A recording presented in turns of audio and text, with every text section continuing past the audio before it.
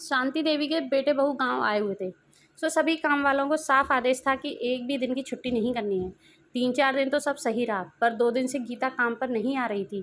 शांति देवी को बड़ा गुस्सा आ रहा था। गीता ना सिर्फ बर्तन करती है, बल्कि खाने की सारी तैयारी, जैसे आटा लगाना, सब्जियां काटना और ताज़े मसाले पीस देना वगैरह भी वही सब करती है। उसके बाद शांति देवी को खाना तैयार करने में इतनी उलझन भी नहीं होती है। आज भी बहू को साथ में कराना पड़ा था, जो शांति देवी को अच्छा नहीं लग रहा था। उन्हें डर लगता था कि कहीं बहू गांव आना ही ना छोड़ दे।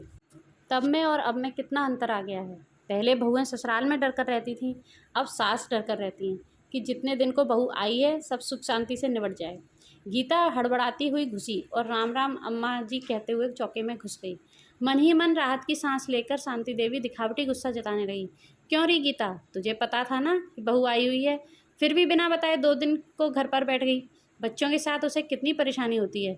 फिर रज्जो ने भी इस बार एक्स्ट्रा काम करने से मना कर दिया।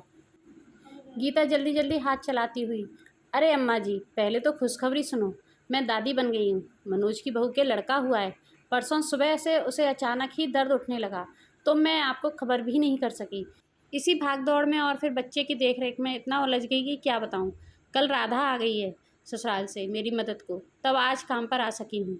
गीता ने अपनी छुट्टी का कारण बताया। अरे वाह, बधाई हो गीता, काकी दादी बनने की। जच्चा और बच्चा सब स्वस्थ तो है ना? उनको सभी ज़रूरी टीके वगैरह भी लगवा देना आप। बहू ने गीता को चाय के साथ एक मिठाई भी परोस दी, दादी बनने की खुशी में। अरे इन लोगों में कहाँ होते हैं ये सब चोचले बहू, घर में ही जचगी कर लेते हैं ये लोग तो, वहाँ कहाँ धरे हैं टीके फीके। शांति देवी ने अपनी शहरी बहू को ज्ञान दिया। अब कौन घर में डिलीवरी कराता है अम्मा जी? मैंने तो बहू के पाँव भारी होते ही आशा सेंटर पर कार्ड बनवा दिया था बहू का। हर महीने की जांच और फिर खान पान पर भी खूब ध्यान देती हैं ये आशा दीदियाँ।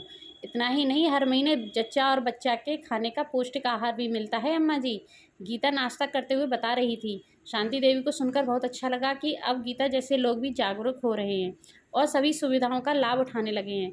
पर फिर भी उनके मन में एक सवाल बचा था। क्यों री, जब राधा अपनी जचगी के लिए तेरे पास आई थी, तब तो तूने मेरे लाख समझाने पर भी उसकी जचगी घर में ही कराई थी। तो तब में और अब में इतना अंतर कैसे आ गया तेरी सोच में? शांति देवी ने उसे कुरेदा। अम्मा जी, राधा की जचगी मैंने अपनी जिद पर घर में करी और 10 दिन बाद उसकी लड़की ख़त्म हो गई। तबीयत बिगड़ने पर जब बच्ची को लेकर अस्पताल गए तो डॉक्टर ने बताया कि लड़की को पीलिया था और अगर जन्म अस्पताल में हुआ होता तो इसका इलाज संभव था।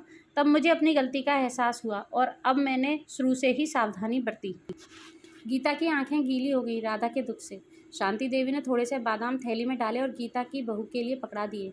बहू ने भी अपने बच्चों में छोटे कपड़े देने का वायदा किया और गीता फटाफट काम करके अस्पताल की ओर चल पड़ी। फ्रेंड्स, तो आपको ये कहानी कैसी लगी? फ्रेंड्स, अगर हमारे घर में कोई भी प्रेग्नेंट लेडी है तो उसका हमें बहुत ही ध्यान रखना चाहिए। उसका स्टार्टिंग से ही डॉक्टर से चेकअप कराना चाहिए और डिलीवरी भी हॉस्पिटल में ही करानी चाहिए, जिससे कि जच्चा और बच्चा दोनों को किसी भी तरीके की कोई परेशानी फेस ना करनी पड़े। तो अगर आपको ये कहानी पसंद आई हो तो इसे लाइक शेयर ज़रूर करें, हमारे चैनल को सब्सक्राइब करें, बेल आइकन प्रेस कर लें, जिससे कि आपको आने वाली न्यू स्टोरी का नोटिफिकेशन मिल सके। Thank you.